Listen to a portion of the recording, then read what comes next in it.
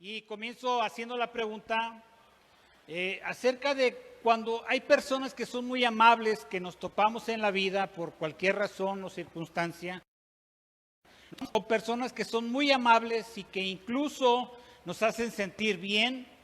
¿Qué tal nos impacta el trato que la gente nos da muchas veces, que no es tan agradable también? El hecho de pensar en personas que son amables, que son agradables a la hora de socializar, a la hora de ver un negocio, a la hora de llegar a una tienda, a un establecimiento y encontrar que esa persona es extremadamente amable y sabe que llega el momento en que nosotros no deseamos salir de ese lugar, no deseamos, tal vez queremos ser su amigo, su amiga de esta persona por la tan agradable forma de tratarnos. Y decimos, wow, qué persona tan especial. Mira que me alegró el día, mira que me inyectó ese ánimo y esa alegría que esa persona tenía. Incluso me dan ganas de ser como ella, así como es de amable. La otra pregunta es precisamente entender por qué tanta amabilidad en algunas personas. Ciertamente llegaremos a varias conjeturas, llegaremos a varios pensamientos. Supondremos por qué esa actitud o esa forma de atender, pero indudablemente que son personas a las cuales nosotros nos sentimos atraídos por esa amabilidad, por esa forma de trato, por ese buen gesto, por esa atención que nos ponen. Ahora imagínese usted llegando a visitar a una persona y esta persona se porta de lo más sociable, amable posible para su vida. Creo que salimos animados, con mucho gusto y hasta lo sentimos como si fueran nuestros amigos. Sentir o encontrar una persona así tiene que ver precisamente con que tienen la visión clara de lo que quieren lograr. Tienen la visión clara de cuál es su trabajo, cuál es su desarrollo, qué es la tarea que ellos están desarrollando. Por eso la amabilidad les acompaña, por eso la atención al cliente es lo primero para ellos. Por eso es que hay personas que encontramos en determinados lugares, negocios o empresas que ofrecen servicios, ese trato tan cálido que encontramos en estas personas.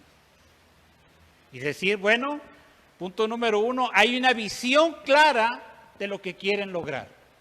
Hay metas de venta al interior de la empresa, hay bonos por altas ventas, por productividad, qué sé yo, hay premios que se entregan a este tipo de personas. Obviamente que te encontrarás una persona que te trate mal, que te trate de mala gana, una persona que le pesa el hecho de saber que llegaste hasta el establecimiento.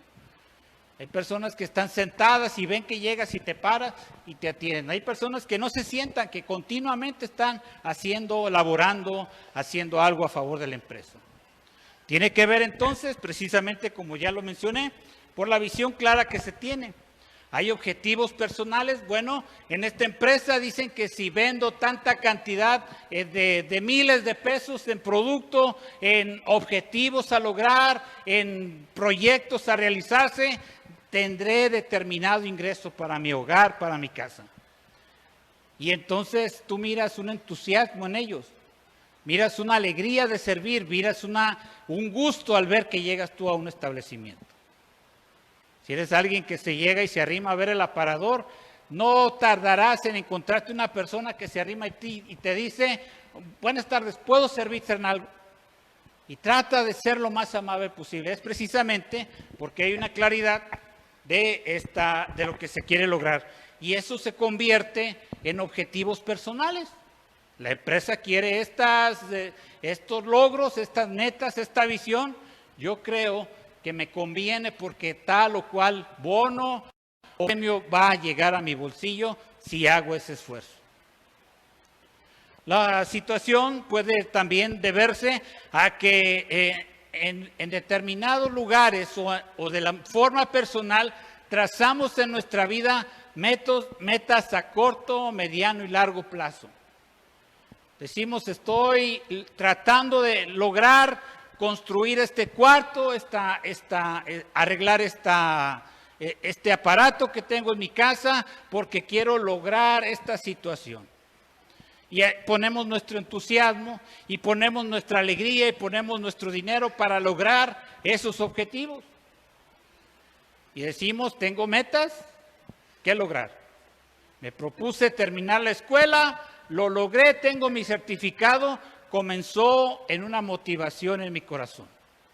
Hubo una oportunidad de terminarla, la terminé. Entonces quiere decir que nosotros tenemos la capacidad de adoptar, de hacernos parte, de convertirnos, de amalgamar estos objetivos, tal vez en este caso como el ejemplo al inicio de una empresa o como un objetivo personal. Decir entonces que tener una visión clara hace que yo logre objetivos personales. Tener una visión clara hace que yo pueda lograr metas a corto, mediano y largo plazo. Pero me he preguntado, ¿por qué tanta amabilidad en algunas personas? ¿Por qué tanto empeño en otros para lograr los objetivos? Porque hay personas que llegan a trabajar y no tienen tanto empeño, ni tanto objetivo, ni tanta euforia por lograr aquello o tal cosa. Aún en nuestras casas, aquel mueble que necesita que lo arreglemos se va deteriorando cada vez más y no hay empeño, ni entusiasmo, ni ganas de arreglarlo. Y todas estas situaciones se minan en nuestra vida espiritual. Decir que el Señor viene pronto, la pastora hablaba hace rato acerca de cuántos van a ir al cielo y todos decían amén. Hago la misma pregunta, ¿cuántos quieren ir al cielo? Unos con empeño y otros no. ¿Cuántos quieren ir al cielo? Sí, un ejemplo tan simple como ¿cuántos quieren ir al cielo? ¿Cuántos quieren ir al cielo? ¡Amén! Y hay una diferencia de ímpetu, de ganas o de respuestas automáticas. ¿Sabe que esta situación de ir al cielo es como quien toma la parada del camión? Hace rato estábamos parados y miré donde estábamos, pasó un camión y una señora le hizo así. Dije, qué ganas tiene de tomar el camión. Así no lo ve. Había como unos 6 carros adelante. ¿Qué haces cuando viene el camión y piensas que no te mira? Levantas la mano, lo saludas, le haces todo lo que puedes para que vea que te quieres ir. Le voy a dar una oportunidad. ¿Cuántos quieren ir al cielo? La hermana es la primera que se quiere ir. Y nosotros denotamos nuestras ganas y deseo de pertenecer al reino de los cielos. Denotamos y damos evidencia de querer ser parte del propósito y no solamente como quien se anotó para ir al cielo, sino como para ayudar para que otros también juntamente conmigo vayan al cielo. Y encontramos que entonces tal vendedor o tal empleado tiene objetivos claros de su empresa y se une a ese propósito de ser el número 1 de ventas de este mes. Pero en la casa del Señor o en las cosas espirituales decimos, bueno, con que llegue al cielo, con que llegue de panzazo al cielo, con eso es suficiente. Pero creo que si las empresas utilizan los métodos de premios, si las empresas utilizan el método de bonificación para los que se esfuerzan, ¿de dónde sacarían esa idea? ¿De dónde cree usted que se les ocurrió dar premios? Si nosotros vamos a la palabra del Señor, nos vamos a encontrar que el Señor nos está motivando todos los días para no solamente llegar al cielo, sino poder recibir premios por el trabajo que estemos haciendo aquí en la casa del Señor. Así de que no se trata nada más de ser salvo. No se trata no nada más de ser contados por justicia, por justos en la presencia de Dios. Se trata de entender que también el Señor bonifica, premia, llama la atención a los demás para decir, este es mi hijo amado, en él tengo complacencia. Y no queda en una mención, no queda en que solamente lo diga.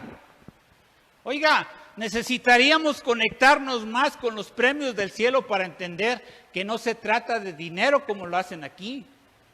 Se trata de situaciones que vendrán en el futuro, que seremos parte o no si hoy decidimos servir al Señor. Ahora, imagínese usted, vamos a ver la vida de Otoniel. Váyase a Jueces capítulo 1, del 11 al 15, y se lo digo rápidamente. Resulta de que Josué y Caleb fueron los únicos espías y las únicas personas que salieron de Egipto y llegaron con vida a la tierra prometida. Ya no está Moisés, ya no está toda esa generación que blasfemó en contra de Dios y que juró Dios que no entrarían en su reposo. Josué y Caleb fueron las únicas dos personas que quedaron de la generación anterior. Había una nueva generación entrando del desierto a la tierra prometida. Y cuando comienza la conquista en el libro de Josué, vemos cómo cada hombre, cada guerrero comenzaba a unirse al propósito de alcanzar esas tierras. Y ahora entramos en el libro de los Jueces. Un hombre ya de 70 años, pero todavía tengo fuerza para conquistar ese monte. Ese monte regálamelo. Yo lo voy a conquistar. Y a sus 80 años Caleb todavía se sentía con el ímpetu de conquistar tierra para él. ¿Y por qué te llevo a esta cita bíblica en situación de premios? Bueno, porque el viejito comenzó a pensar, ¿cómo hago para conquistar esto más fácil? Y pensó en su corazón y dijo, voy a ofrecer a mi hija como regalo, como pacto para que conquiste ese monte. El monte Hebrón, dice la palabra del Señor, que fue conquistado por Otoniel. Y dado el pacto que Caleb había hecho, Otoniel recibió a Axa como esposa. Imagínate a Otoniel escuchar el premio que ha de dar Caleb. Mirar a la muchacha que está de buen ver y que tiene buen propósito y que tiene buena, prestigio en este caso por tratarse de Caleb. El joven se aplicó, conquistó el monte y terminado la labor, Caleb paga lo que prometió. Algo similar miramos en la vida de David, en el primer libro de Samuel, capítulo 17, del 23 al 27. Dice la palabra del Señor que Isaí mandó a David a llevarle comida a sus hermanos que estaban en guerra, que estaban en campaña, que estaban en situación de una posible guerra con los filisteos. Y cuando David llega a traer aquellos panes, aquellos quesos a sus hermanos, llegó preguntándoles cómo estaban, qué tal te va, cómo les va, cómo están en medio de esta guerra. Y comienza Goliat a gritar lo que gritaba día y tarde, todos los días, acerca de qué iba a pasar con aquel que se enfrentara con él. Pero también hubo unas palabras ahí que llamaron mucho la atención de David y no tenían tanto que ver con lo que Goliat gritaba. Tenía más bien que ver cuál era el premio que el rey iba a dar al que venciera a ese gigante. Incluso David escuchó las palabras y como que le interesó el tema de ser premiado, como que le interesó el tema de ser retribuido por ir y darle en toda su maroma al gigante. ¿Y sabe qué sucedió? Que David se aproxima a los que estaban hablando e incluso dice, ¿qué es lo que el rey va a hacer al que venciere a ese incircunciso? ¿Qué hará el rey con aquel que venza a ese gigante? La cita que le acabo de dar en primer libro de Samuel, capítulo 17, del 23 al 27, va a dar cuenta que los soldados de Saúl le dijeron, pues mira, esto y esto va a ser. Va a exentar de impuesto a la casa del padre de esa persona que venza. Le va a dar a su hija, la hija del rey, en matrimonio. Va a tener regalos que no cualquiera iba a poder tener. Comenzó entonces a David, no solamente a querer vencer, primero estaba indignado David porque ese hombre incircunciso se levantó a proferir palabras en contra de Jehová, de los ejércitos de Israel. Por eso se levanta con autoridad, pero el punto en esta historia te estoy diciendo, David comienza su interés con el asunto de ser premiado. O sea, bastante tengo para saber que está viniendo a retar al Dios de los ejércitos.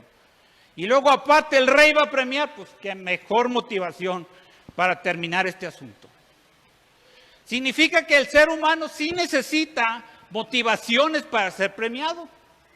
Significa que el hecho de que alguien te dé una palmadita en el hombro y te diga buen trabajo, hace que incluso tu espíritu se anime. Aunque ya el hecho que diario te digan lo mismo, dices, no, pues el agradecimiento dámelo en dinero. Y el Señor no solamente está pensando en ti, imagínate lo que le dijo a Abraham en el capítulo 12 de Génesis, cuando empieza a hacerle las promesas. Y algo que menciona en esas promesas de Abraham, de Dios a Abraham, era que su nombre sería conocido. Que el nombre de Abraham sería conocido. Oiga, qué buen premio. Usted hace una carta y ¿cómo pone al final? Su nombre, ¿verdad? Su arte y al final ¿qué hace? Para que su nombre sea conocido. Ahora, la motivación que Dios hace a nuestras vidas todos los días no tiene que ver con que si voy a ser bendecido o no, porque esas promesas ya están para nuestras vidas. No tiene que ver con que si su presencia está conmigo, porque incluso en las promesas de Jesús, Jesucristo está con nosotros todos los días hasta el fin del mundo. Ahora, lo que haga o deje de hacer tiene que trascender, no solamente que se refleje en lo que vivo todos los días, sino incluso en la eternidad. Pero sabe que a veces desconocemos lo que el Señor tiene en el cielo como para decir y motivarnos, mira, vas a gobernar juntamente con Cristo. La palabra del Señor promete tronos. La palabra de Dios promete coronas. Y el hecho de tener como promesa, como está escrito en el libro de Apocalipsis capítulo 4, que nos promete tronos, significa que vamos a hacer juicio contra las naciones. Significa que seremos parte de los que emitamos juicio en contra de los que negaron servir o buscar al Señor. Significa que el hecho de tener una corona quiere decir que reinaremos juntamente con Él. No se trata de trabajar en la casa del Señor, no se trata de ser cristianos para ser salvos. La palabra del Señor nos enseña que somos salvos no por nuestras acciones, no somos por lo que hagamos o dejamos de hacer, somos salvos por la misericordia y el sacrificio de Jesús en la cruz del Calvario. Entonces lo que usted haga o deje de hacer no le perjudica en su salvación. Lo que sí le perjudica si lo deja de hacer o nunca lo ha hecho es lo que va a recibir usted estando en el cielo. ¿Significa entonces que hay clasismos en el cielo?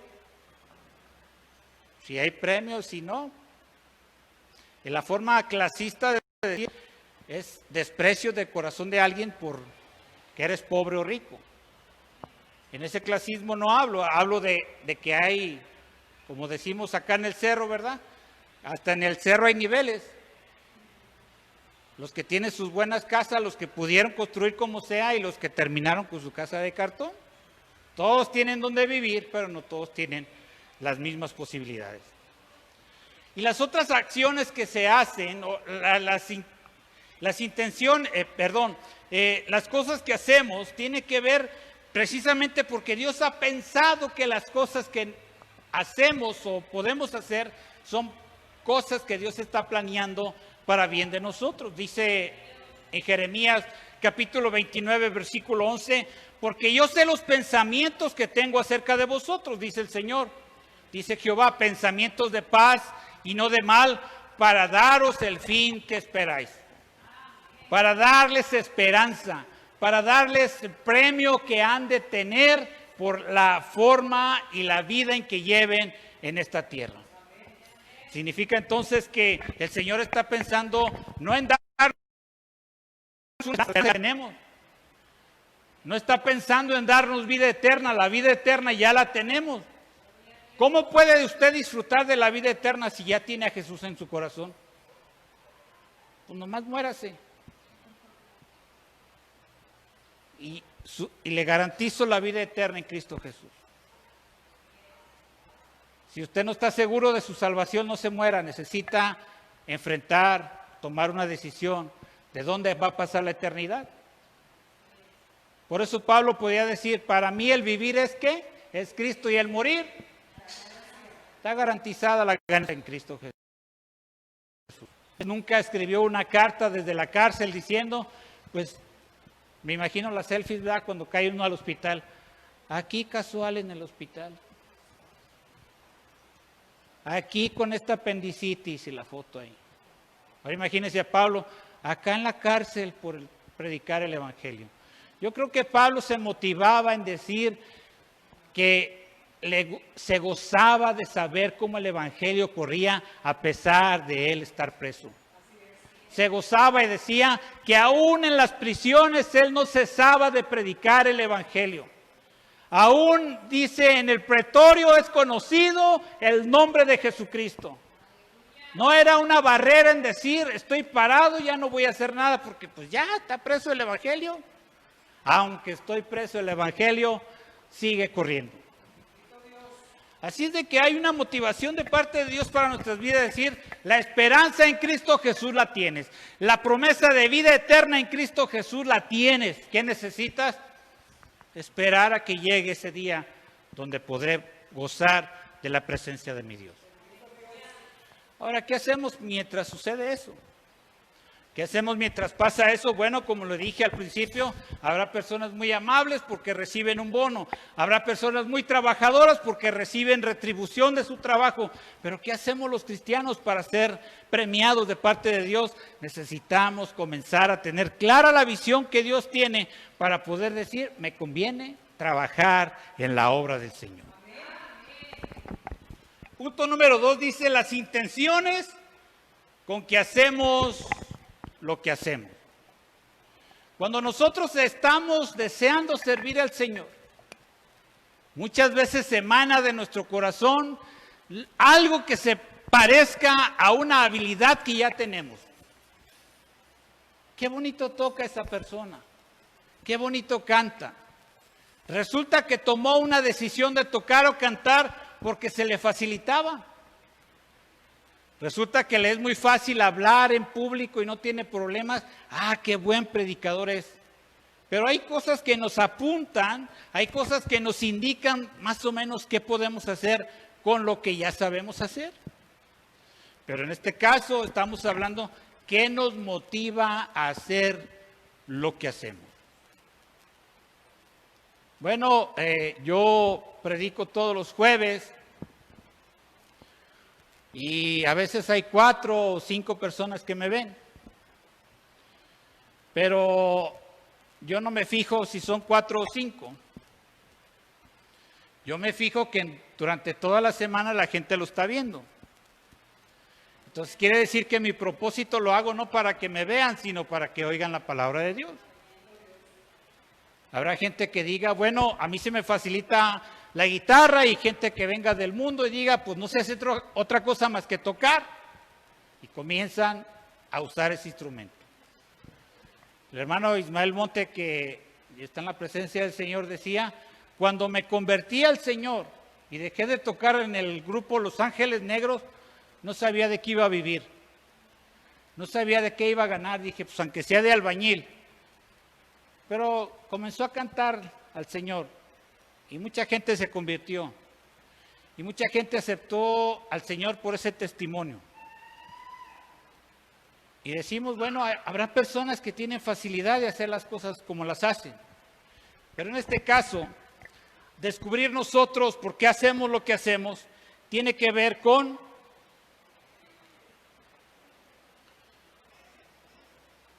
poniendo nuestra mirada en las cosas de arriba, en el cielo, y decir, bueno, Señor, necesito encontrar un propósito por el cual hago las cosas. O escuchar tu voz y hacer lo que tú quieres que yo haga. Alguna vez el Señor me dijo, directamente me dijo, ¿quieres trabajar en mis planes? No necesitó decirme la otra palabra, o en los tuyos. Porque tan solo decir, ¿quieres trabajar en mis planes? Estaba incluida indiscutiblemente la intención de decir, hasta ahorita no has trabajado en mis planes. Y es el momento en donde tenemos que pararnos y decir, Señor, bueno, ¿cuál es tu propósito? ¿Qué es lo que quieres que yo haga? Y aquí es donde comenzamos a ver una encrucijada en nuestras vidas que tiene que ver con las intenciones de lo que hacemos. Dice el ejemplo que les decía hace rato, que la gente es amable y la gente trata bien al cliente porque le pagan y gana bonos. Y esa es la intención, por una ganancia personal. Se visten como se visten, tratan como tratan, son amables como son, se educaron así, se capacitaron así, y eso les ayuda a lograr sus ganancias personales. Hay la de asistencia, hay el premio de puntualidad, hay el premio de ventas y tantas cosas que se pueden implementar. Y la ganancia personal no tiene nada de malo. David no miró que era malo tener una ganancia personal. Otoniel no vio que era malo tener una ganancia personal. El punto es si acaso es el propósito de Dios. Dice también que podemos nosotros hacerlo por competencia o por envidia. Pablo dice, ahorita yo estoy preso y hay quienes se han levantado a predicar. Y comienza diciendo en Filipenses capítulo 1 del versículo 12 al 18 a decir, hay quienes quieren predicar por molestarme. Hay quienes se ponen a predicar porque ven que yo ya no estoy ahí y ya no soy una sombra para ellos. Hay quienes predican por envidia también. Y eso Pablo lo describe y al final argumenta y dice, y qué bueno que lo hacen. No importa qué intención tienen, lo importante es que el evangelio es predicado. Ahora, pareciera como que no congenias tú con la idea de que alguien se levanta a predicar por envidia, alguien se levanta a predicar por competencia, alguien se levanta a predicar por ganancia deshonesta incluso, o por ganancia económica, pero hay una ventaja en esa situación, es que el evangelio está predicándose para gloria del reino de los cielos. Significa entonces que las intenciones de lo que hacemos tiene que derivar o nacer del corazón de Dios. Tenemos que entender la visión que Dios tiene acerca de cómo establecer el reino de Dios, apegarnos a esa visión y no terminaremos predicando por envidia, no terminaremos predicando por competencia, no terminaremos predicando por si me dan o no me dan, por si me pagan o no me pagan. Creo que alinearemos nuestros propósitos al propósito de Dios. Y también necesitaríamos valorar, punto número 3, lo que hacemos. Hacer una valoración si lo que hacemos es el propósito de Dios, el deseo de Dios, el plan de Dios, el camino que Dios quiere que nosotros tomemos para nosotros poder estar correctos en ese propósito. Miren, por ejemplo, como le dije hace rato, en una administración el Señor me dijo, ¿quieres trabajar en mis planes? ¿Qué le diría a usted? En este momento en su vida confronte esa pregunta. ¿Qué le diría a usted? Señor, estoy trabajando, Señor. No se nota mucho, pero ahí estoy. No seré el gran predicador que sale en Facebook o que se oye en la radio, pero ahí estoy, Señor. No le hablaré a otro, pero oro por él. Pero cuando el Señor nos confronta directamente, créame que no tenemos excusas a decir, si el Señor nos está confrontando con una pregunta de ese tamaño o de ese calibre, indudablemente la misma pregunta nos hará que reflexionemos a decir, si Él me está haciendo la pregunta, significa que no estoy en el propósito que Él me quiere poner. Bueno, entonces un vendedor, un trabajador, un empleado, si tiene claros la visión de la empresa, si tiene claro el propósito por el cual está en ese lugar, obtiene beneficios, premios y bonificaciones, ¿cuánto más nosotros deberíamos analizar cuál es la visión del Señor? ¿Cuál es el propósito de Él? Para nosotros ver cuáles son las recompensas y los premios que nos ha de dar. ¿Para qué? Para tener en claro por qué hacemos lo que hacemos. Para tener en claro las cosas que hemos de hacer a fin de salir beneficiados más allá de lo que ya el Señor nos da todos los días. Termino diciendo lo siguiente. Buscando en el propósito de Dios, buscando en el llamado de Dios, o buscando solo ser salvo, es una decisión que hoy tenemos que tomar. ¿Cuál es el requisito para entrar al cielo? ¿Requisito para entrar al cielo? ¿Ah? La palabra del Señor dice, cree en el Señor Jesucristo y serás salvo tú y tu casa. ¿Salvo de qué? De condenación. ¿Salvo de qué? De estar separado de Dios. ¿Salvo de qué? De la retribución final que tendrán todos los que no quisieron aceptar esa invitación. Y hay palabras que la gente nueva no conoce. Hay palabras que gente no recibe porque nunca las entiende. Pablo dice que ese es el misterio del Evangelio. Hay cosas que no pueden entender, pero cuando nosotros venimos al camino del Señor y venimos a los primeros pasos a escuchar palabras que no entendemos. Decía un pastor que cuando estaba niño y hacían la invitación al altar, casi siempre la invitación tenía que ver con infierno. Y dice, yo pasaba corriendo al altar para agarrar mi seguro contra el fuego. Y cada que predicaban y cada que había una oportunidad pasaba para estar seguro que iba a entrar al cielo y que no me iba a ir al infierno. Pero dadas las condiciones de muchos acá, creo que ya no estamos en ese deseo de escapar del infierno, porque tenemos claro en nuestra mente y en nuestro corazón que una vez que recibimos al Señor en nuestro corazón, tenemos vida eterna en Cristo Jesús. Y que lo que hacemos en la casa o fuera de la casa, lo que hacemos en la calle, en la escuela o aún aquí en la congregación, es para mantener nuestra vida conectada con Dios. Y dejamos de hacer cosas que hacen o que nos desvíen del propósito de Dios. Y estamos constantemente, como dice la palabra, ¿quién subirá al monte de Jehová? ¿Quién lo va a hacer? El limpio de manos y puro de corazón, que no ha subido su mente a cosas vanas, sino que constantemente está pensando en los propósitos de Dios. Ahora, si el propósito de Dios es llegar al cielo, pues créame que ya casi lo logra, mi hermano.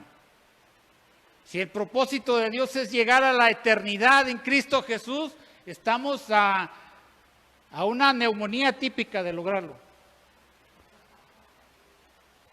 Por no decirle la otra. Si eso es lo que queremos lograr, estamos a nada. Hoy miré un accidente periférico y Colón, el carro desbaratado. Ayer hubo un accidente, un motociclista perdió la cabeza en el túnel de Hidalgo. Estamos a nada de llegar a la eternidad, con Cristo o sin ella. Es una garantía la eternidad. Mientras no empujes, no corras y no grites, todo está bien. Cuando hablemos de la eternidad y lo que hemos de recibir como bonificación y como premio, ahí ya cambia el asunto. Ahora, me gustaría que fueras a 1 Corintios capítulo 3, versículos 9 al 15.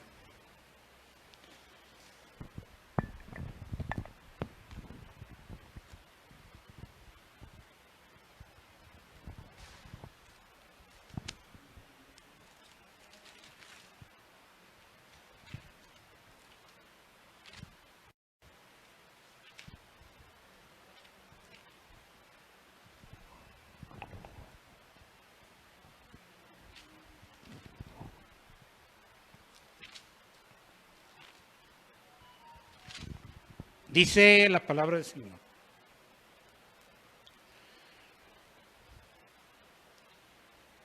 Del 9 al 15. Porque nosotros somos colaboradores de Dios y vosotros sois labranza de Dios, edificio de Dios. Conforme a la gracia de Dios que me ha sido dada, yo como perito arquitecto puse el fundamento y otro edifica encima. Pero cada uno mire cómo sobreedifica, porque nadie puede poner otro fundamento que el que está puesto, el cual es Jesucristo. Versículo 12. Y si sobre este fundamento alguno edificare oro, plata, piedras preciosas, madera, heno, hojarasca, cada uno se hará manifiesta, porque el día la declarará, pues el fuego será revelado. Por el fuego será revelada y la obra de cada uno, cual sea, el fuego la probará. Versículo 14. Si permanecieren la obra de alguno que sobreedificó, ¿recibirá qué? Recibirá recompensa. Significa entonces que nosotros, entre los que aquí estamos o los que nos miran, le echan enjundia a las cosas para servir al Señor. Hablaba en el culto pasado de una obediencia oportuna en sus vidas. Un mandato de parte de Dios y rápido obedecen. Habrá entre nosotros alguien que escuche la voz de Dios y pues vaya como queriendo ir y no, como que ahorita voy, espérame, y se tarde en hacerlo. Pero cuando nosotros estamos pensando en que en la obra del Señor necesitamos dar lo mejor de nosotros, es una decisión que nosotros podemos tomar. Pero al final de cuentas, cuando llegamos a este capítulo de Corintios, nos vamos a dar cuenta que nuestra forma de hacer las cosas para edificar el reino de Dios y que el fundamento es Jesucristo, dice que tiene una clasificación en cuanto a oro, plata, piedra preciosa, madera, hojarasca. ¿Sí me explico? Entonces significa que hay una calidad en la que estamos nosotros produciendo. Significa que sí hay un control de calidad en las cosas que nosotros hacemos. Significa que sí hay una premiación para aquel que se esfuerza en que lo que está haciendo sea tomado como oro. Significa que alguien está trabajando, haciendo la obra del Señor, esperando que sea tomado. Y bueno, no pude hacerlo mejor, pero logré como plata. Y habrá quien salga a hacer la obra del Señor con las manos en la bolsa, arrastrando las chanclas y casca, o dicen otra versión como paja.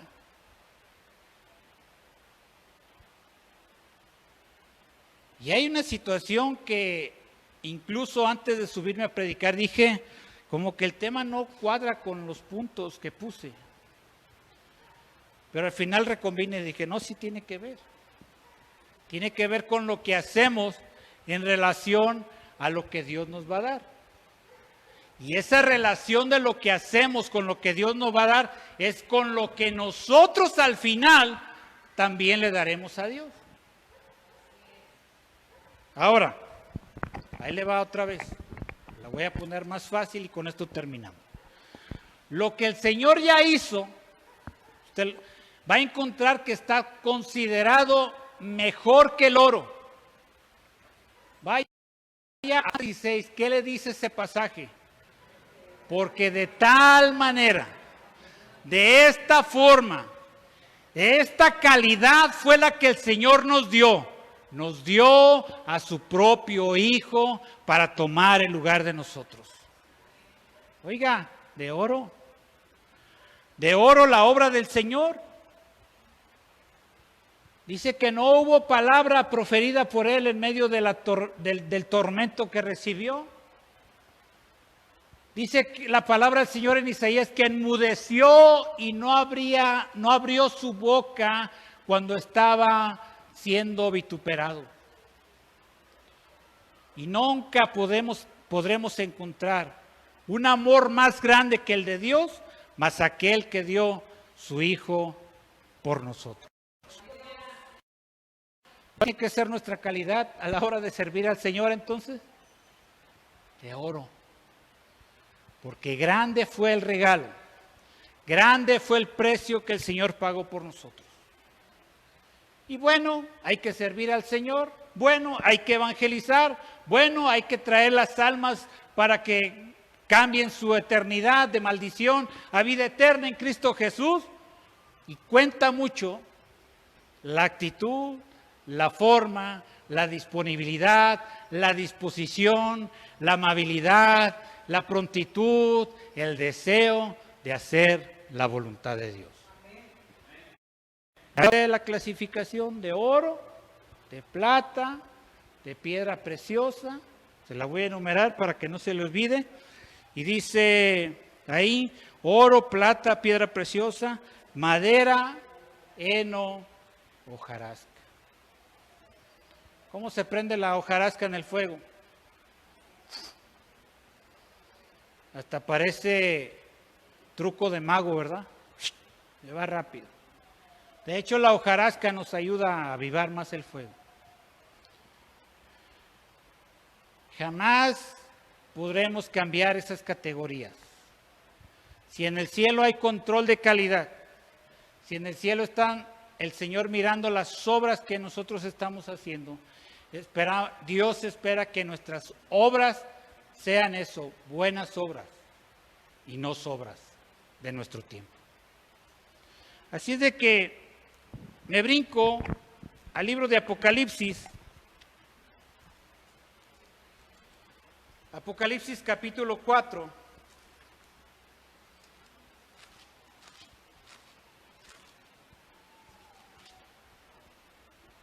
Leía yo este capítulo, trataba de asimilarlo de la forma escatológica en que este libro es interpretado. Y me encontré un comentario que decía que los 24 ancianos que están ahí representados en este capítulo no se pueden interpretar. No se puede decir, bueno, representa las 12 tribus de Israel y los 12 apóstoles. Al final de cuentas, Dios hizo un pacto nuevo con aquellos que no eran de llamados judíos. Como dice Pablo, fuimos unas ramas injertadas. Incluso en Romanos dice, no te jactes por ahora pertenecer al Evangelio. Si los que eran una rama original de la planta fueron arrancados, ahora tú que fuiste injertado, se te está subiendo el... Dice el libro de Isaías, fuiste como tizón escapado en el medio del fuego. Y no encuentro al momento, ni pretendo hacer un debate en relación si se trata de las 12 tribus de Israel y los 12 apóstoles en esa suma de 12 y 12, 24. Lo que sí está claro en esta interpretación es que se refiere a usted y a mí, representado en esos 24 ancianos. ¿Qué hacen esos 24 ancianos en el capítulo 4?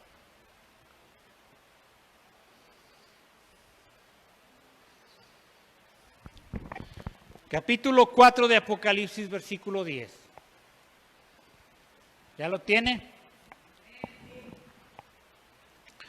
Los 24 ancianos se postran delante del que está sentado en el trono y adoran al que vive por los siglos de los siglos y echan sus coronas delante del trono diciendo, Señor, digno eres de recibir la gloria y la honra y el poder, porque tú creaste todas las cosas y por tu voluntad existen y fueron creadas. Por eso el tema se llama Coronas a tus pies. A veces pensamos que la salvación la podemos lograr haciendo cosas para Dios, cuando en la Biblia está muy claro que la única forma de aproximarnos a Dios es a través de Jesucristo. A veces pensamos que logramos el favor de Dios haciendo lo que hacemos, pero impuesto o inventado o ocurrido en la mente de aquella persona, y tiende a hacer cosas en donde dice, quizá apaguemos o nulifiquemos el furor de Dios. Pero la mejor forma de acercarnos a Dios es a través de Jesucristo. La mejor forma de agradar al Señor es escuchar lo que quiere que hagamos, leer la palabra del Señor para entender cuál es el propósito de Él y caminar en obediencia a hacer eso que nos está diciendo que hagamos. Y nos promete no solamente vida eterna. El libro de Apocalipsis en el capítulo 3, 2 y 3 habla a las 7 iglesias y a cada una de ellas les dice al que venciere y le promete algo para su vida. La Biblia nos describe 5 coronas. Y tras de todos los premios, incluso los 24 ancianos, dice la Biblia que tienen 24 tronos. Entonces significa que Dios está interesado en que nosotros logremos tener esos premios. Por consiguiente, no es suficiente que solamente tengas a Cristo en tu corazón y digas, quiero llegar al cielo como mi único objetivo en esta vida. Lo vas a lograr. Lo vas a lograr. El hecho de estar en la casa del Señor, asimilando la palabra del Señor, te hace ser ventajoso sobre otros que ni siquiera se quieren arrimar. No te la puedo garantizar porque no sé qué pase de aquí a mañana, pero si sigues como vas a lograr la vida eterna. Si no cambias tu forma de pensar y de vida, así como vas a llegar a la vida eterna. Pero creo que no podemos llegar con nuestras manos vacías al trono de Dios. No podemos llegar a la presencia de Dios y decir, Señor, ¿qué crees? Logré ser salvo, ese no fue tu logro. Señor, logré llegar al cielo, ese no fue tu logro, fue el logro de Jesucristo en la cruz del Calvario. Lo que más te costó fue solamente decir sí, acepto. confieso con mi boca que Jesús es el Señor y creo con todo mi corazón que Dios le levantó de los muertos. Eso te hace ser salvo. Pero en este día quiero que te lleves a tu casa este pensamiento. Si Dios no promete cosas, no tiene sentido esto. Si Dios no abre su corazón a decirte, mira cuán grandes y buenas promesas tengo para ti. El apóstol Pedro lo llama la multiforme gracia de Dios, las múltiples formas en que Dios bendice a su pueblo y que trasciende más allá que solamente en esta vida. Yo te invito a que te pongas de pie en este día y decirle al Señor en este día, Señor, ¿qué podré llevar a tu presencia? Alguien sale de viaje donde andaba. El Señor espera que le lleves algo de aquí. No que le digas, Señor, por lo menos cuidé mi vida. Señor, por lo menos soy salvo, por lo menos no me perdí. Por lo menos alcancé a pasar el umbral a la vida eterna en Cristo Jesús. Hoy podemos nosotros entender que Dios espera motivarnos con todas esas bendiciones que promete para nosotros.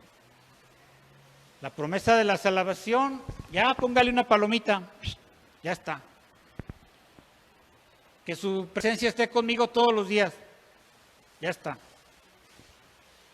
Que pueda yo ejercer el ministerio, ahorita no, Señor.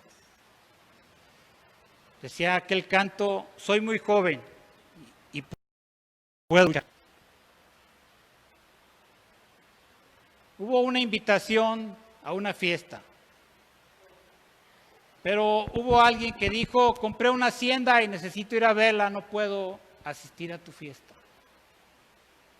Hubo otro invitado que dijo, me acabo de casar y ni en el ejército me dejan ir porque respetan mi tiempo de casamiento.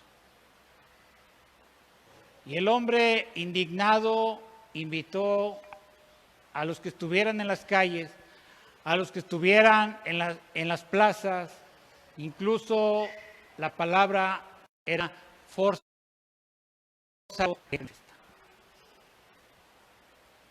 En este día nosotros podemos decidir servir al Señor o no.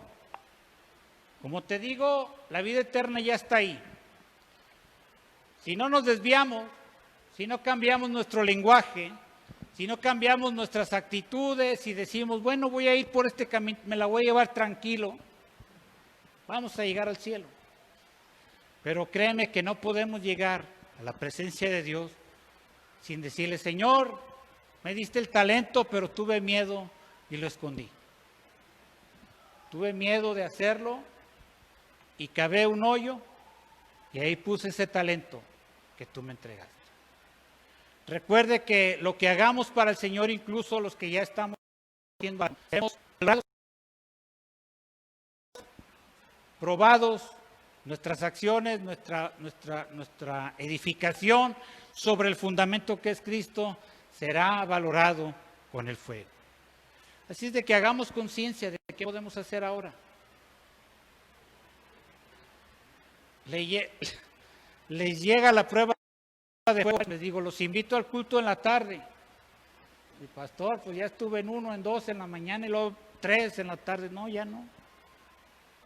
Pero créame que aún el esfuerzo que yo estoy haciendo va a ser valorado en el fuego si lo hacía por ganancia deshonesta, si de veras estoy sirviendo al Señor, si de veras deseo que en esa colonia se conviertan las almas y dejen su mala vida, aún mi buena intención va a ser valorada en el fuego. Y no quiero derramar una lágrima en el cielo diciendo, mira, yo pensé que sí. Yo pensé que si mi esfuerzo sí estaba valiendo la pena. Y pueda, como dice el apóstol Pablo. Voy a invitar al grupo de alabanza que pueda pasar. Para eso me despido de redes sociales y decirles que busquen un lugar donde congregarse. Decirles que la presencia de Dios puede estar en tu hogar tan cerca como tú la dejes estar. Decir que en Cristo tenemos vida eterna, pero también necesitamos hacer la obra para poder llevar los premios que serán alabanza para nosotros, poder decir al Señor, no necesito esta alabanza, necesito mejor dártela a ti, porque eres el único que merece esta adoración.